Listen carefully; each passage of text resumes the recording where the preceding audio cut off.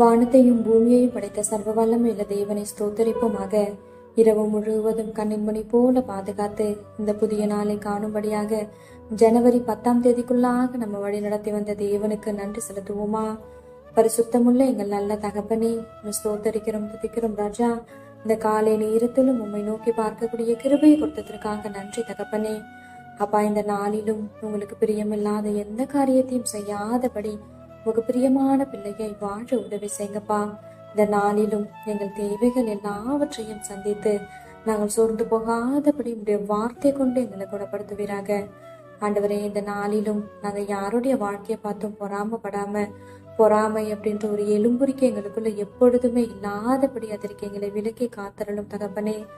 அப்பா, மற்றவங்க வாழ்க்கையை ஒப்பிட்டு பார்க்காதபடி நீங்க கொடுத்த வாழ்க்கையில சந்தோஷமாகவும் சமாதானமாகவும் வாழ எங்களுக்கு கற்றுத்தாங்கப்பா. உண்மை போல எல்லாரையும் நேசிக்க கற்றுத்தாரும்.